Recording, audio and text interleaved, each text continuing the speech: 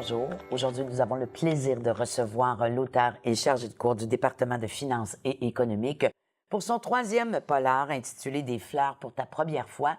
C'est publié chez Guy Saint-Jean, éditeur, et ça vient tout juste de paraître. Nous avons donc le plaisir d'accueillir Guillaume Morissette. Guillaume, bonjour. Bonjour, Patricia. Troisième polar. Déjà. Déjà troisième polar. Déjà, avec l'inspecteur. Donc, toi, tu as eu vraiment... Tu as fait une rencontre extraordinaire avec ton inspecteur Jean-Sébastien Hiroux, qui là revient encore une autre fois, troisième livre. Donc, il s'est vraiment incarné à l'intérieur de toi, ce personnage-là. Je l'aime, ce personnage-là, je l'aime beaucoup. C'est facile maintenant de reprendre ce personnage-là puis de le catapulter dans des nouvelles histoires. Ça vient tout seul. Quand je crée des nouvelles enquêtes, c'est lui qui va être là, avec son équipe encore. Il peut y avoir des petits changements parmi les membres de l'équipe et tout, mais je fais évoluer le personnage en même temps. Les histoires ne se ressemblent pas, ne se suivent pas non plus. Donc, ça veut dire qu'indépendamment de... je veux dire, on peut lire ce troisième-là et ne pas avoir lu les deux précédents, oui. puis Oui, absolument. Tout va bien aller. Écoute, la seule et unique différence, ça serait les petites zones où on va parler des roues et de sa vie à lui. Oui, c'est ça. Où on va apprendre qu'il y a sa copine et tout. Des petits trucs qui ne changent pas l'histoire, mais qui vont plus venir nous parler du personnage en tant que tel à travers cette histoire-là. C'est son vécu à lui, dans le fond. Alors, cette histoire-là, cette troisième histoire-là, il est question d'un homme qui va attaquer des femmes, 3 jeunes femmes. Et là, on entre véritablement dans l'esprit de cet homme-là. J'ai eu beaucoup de plaisir à discuter. Toutes mes histoires viennent de discussions que j'ai avec les gens. Ça m'inspire et tout. Les faits. Oui. C'est un mélange d'actualité, de rencontres, d'imaginaire et tout. Tout ça pour créer une fiction totale. Ouais. Une de ces rencontres-là, ça a été avec une psychologue, hypnothérapeute de Trois-Rivières qui fait des fois des interventions à l'hôpital, in situ, pour aller ramener sur la terre des gens qui divaguent et qui sont complètement dans un autre monde. À force de discuter avec elle et tout, je me suis rendu compte que ces gens-là ont un mental complètement différent du nôtre. Ils ont une maladie mentale. J'imagine, oui. C'est très tabou, très inconnu. Moi, dans mon cas, ça l'était en tout cas. Et à force de parler avec elle, je me suis dit, quelle belle base pour écrire un roman. Fait que j'ai créé un personnage, un gars très tordu, très torturé. C'est un agresseur, en fait. C'est un livre plus noir que les 2 autres polars que j'ai écrits. Un agresseur sexuel, violeur. Oui, c'est un violeur. En fait, il aimerait bien. On verra bien dans l'histoire qu'est-ce qui lui arrive, mais il y a ses motifs. Ça. Oui, il y a ses motifs, il y a ses raisons et tout. C'est un souhait qu'il a d'accomplir ça. Et il se prépare tranquillement à atteindre son but, dans le fond. L'histoire commence comme ça. Et les crimes de nature sexuelle, autant horribles qu'ils sont au niveau sociétaire, c'est du bonbon pour la police parce qu'il y a 1 million de preuves avec ça. Oui, c'est ça. Alors pour l'identité judiciaire et tout, ça crée des scènes de crimes. Est-ce que tu fais beaucoup de recherches? Là, tu me dis que tu as parlé avec une thérapeute hypnologue. Est-ce que tu vas vers des spécialistes, mettons, en psychologie, des psychiatres, des gens qui travaillent de très près avec ces gens-là?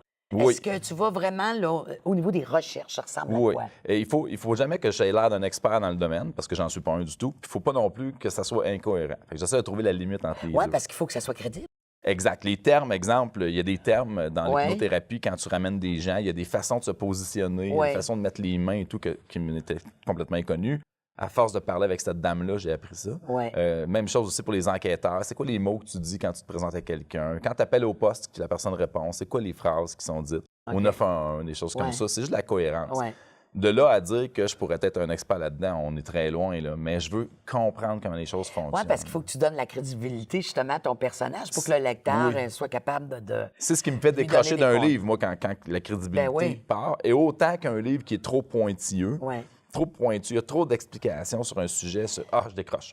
Mais entre les deux, j'aime ça. Ça me tient allumé, j'aime ça. Est-ce que tu as décidé de faire un contrat pendant longtemps avec cet inspecteur-là, ou bien tu te proposes éventuellement d'aller vers d'autres genres littéraires ou d'explorer d'autres types de romans? Ah oui? C'est un secret. Ah bon? J'écris d'autres genres. J'en écris en symbiose avec l'éditeur. Il faut prendre des décisions par rapport à ça. Lorsque tu as une carrière, peu importe comment ta carrière va, c'est très important de bien décider quels seront les prochains titres que tu vas sortir. Alors, ça serait quoi comme exploration d'autres genres littéraires? Comme La Maison des Vérités. J'aime beaucoup ça. OK, donc un thriller psychologique. Oui, j'aime beaucoup le donc tu vas laisser de côté l'inspecteur Héroux un petit bout de temps? Bien, j'ai déjà écrit un autre tome. J'ai déjà écrit un autre livre, un autre thriller psychologique qui est quasiment terminé.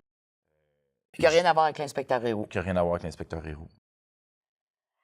Quand tu finis d'écrire, comment tu te sens par rapport à cet inspecteur-là, par rapport à l'histoire que tu as créée? Là, tu es rentré un peu dans, justement, presque un psychopathe. Comment on se sent quand on finit d'écrire ce genre de livre? Différent le premier livre de celui-là. Le premier livre, quand j'avais fini d'écrire, j'avais le goût d'acheter une bouteille de champagne, de me garrocher dans la rue, de dire OK, on boit tout le monde. Venez trinquer avec moi, on fête. Et là, maintenant, je connais toute l'importance du travail qui vient après l'écriture. Ouais. Fait que je sais que le travail n'est pas fini tant qu'on n'a pas passé cette étape-là. Ouais, c'est Alors, le mot fin à la fin du livre, c'est la première de plein d'étapes. Maintenant, je vois le travail éditorial qu'on fait. De correction, puis etc. Tout ce travail extraordinaire-là avec la gang de Guy Saint-Jean, où on va tout créer l'ensemble de l'œuvre telle qu'elle est présentée maintenant, qui va apparaître au lecteur. Alors que moi, c'est un document d'ordinateur où je fais des titres de chapitres parfois seulement pour me repérer. Des fois, j'ai beaucoup trop de chapitres, il faut les épurer, il faut changer, on va ramener ça. Souvent, les auteurs disent qu'ils ont de la difficulté. Il y a certains auteurs avec qui j'ai fait des entrevues qui disaient qu'ils avaient de la difficulté à laisser leur personnage principal, ou bien que c'était comme une genre de peine pour eux. Je pense que si j'écris du policier, ça va être avec l'inspecteur Héroux. Et si j'écris d'autres types de livres, j'aurais pas de difficulté à créer d'autres personnages. À créer d'autres choses. Mais dans une enquête policière qui se passe dans la région ici, je vois mal pourquoi j'arriverais avec un... À moins qu'il arrive un malheur, quoi que ce soit, peu importe, c'est dans une histoire, mais... Oui, parce que les personnages, parfois, ils ont le dernier mot. Ça, plus tellement. Guillaume, en la théorie terminant, Game of Thrones. Oui, exactement. Alors, en terminant, Guillaume, je voudrais mentionner que tu as reçu plusieurs prix pour tes livres. Le prix du premier polar 2015 de Saint-Pacôme, le prix Coup de cœur roman policier de Saint-Pacôme, prix des lecteurs Salon du livre de Trois-Rivières 2016 et, tout dernièrement, le prix AQPF Annelle 2016 dans la catégorie 13 ans et plus. Alors, félicitations. Merci. Et bonne continuation. Puis on a bien hâte d'entrer dans la psyché de ton...